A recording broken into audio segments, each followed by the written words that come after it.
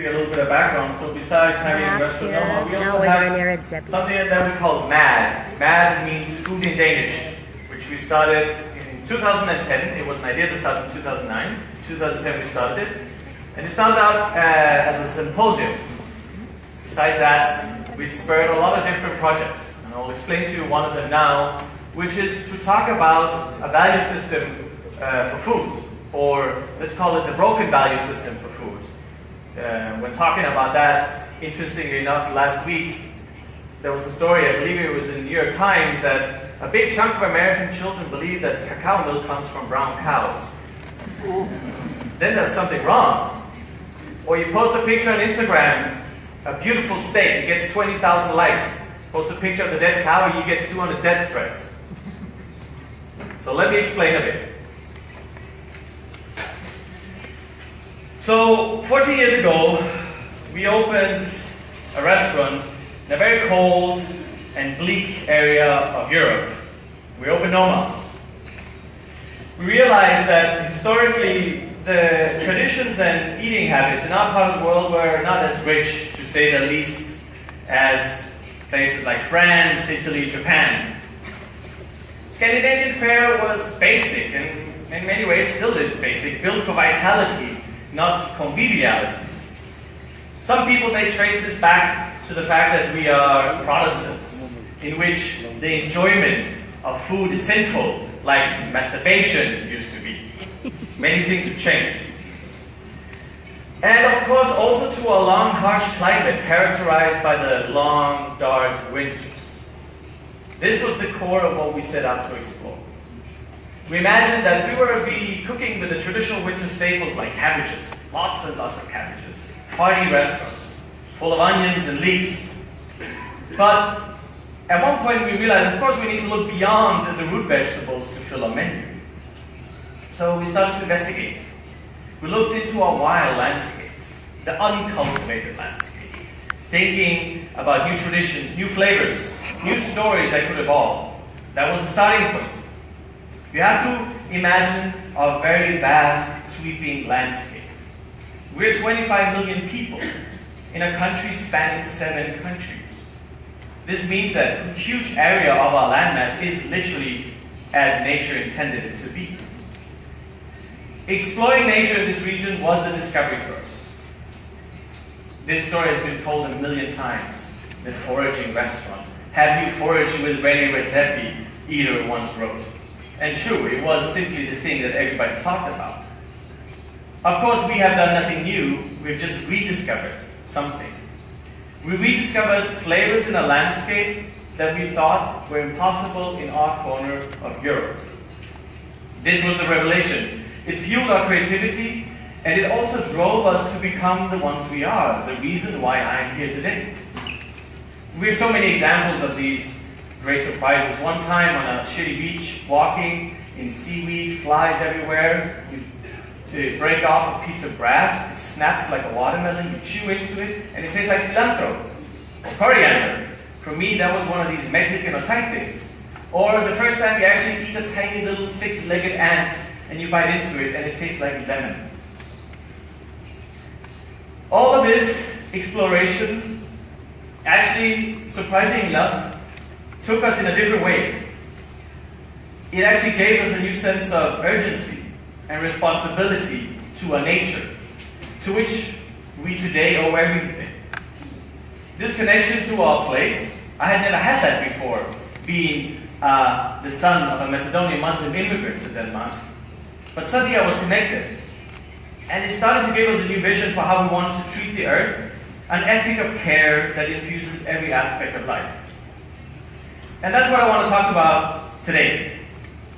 Because with the knowledge that we've gained since Noma's beginning, we spent the last almost 4 years at MAD working on a program that we call Vildmad, or wild food. The basic premises is very simple. It started as a crazy idea. We should teach every child to be a forager. Everyone should be a forager. Because knowing your ABCs in nature, the flora, the fauna, the patterns of the landscape, and the rhythms of the seasons is as important, we believe, as learning math, learning to read, learning to write, especially today when people think cacao milk comes from brown cows. So in collaboration with more than 100 people, chefs, foragers, teachers, scientists, academics, designers, we created a program starting for Denmark, but already now it can be used in most of Scandinavia. It has 3 parts. First, it's a tool for reading the landscape and decoding all of its culinary potential. We develop an app in English, and it's also in Danish, you should download it, that gets you outdoors and guides you through the various landscapes and seasons, from forests in spring to cities in summer. Until now, knowledge of wild plants has mostly been grounded in science and medicine. Bringing together knowledge of foragers and chefs, the app invites everyone to touch, to smell, to taste, to pick, to cook, and to share this. Secondly, this was the biggest part of the project. We developed a curriculum for school children in Denmark. What if our kids, we imagined ourselves, were able to stroll through a park and they could pick things, like they go and pick cornflakes and candies in the supermarket? We actually believe that if we focus on our children, and if they're raised understanding this, understanding what's growing around them, where things come from, how to find what's edible, how to cook with it, that they will also develop a connection to nature and an ethic of care for the wild, urban, and rural lands, no matter how near or far away those lands are. If our kids are enriched by nature, if they see how much we actually depend on it, and if they grow up loving it, we believe they will fight for it.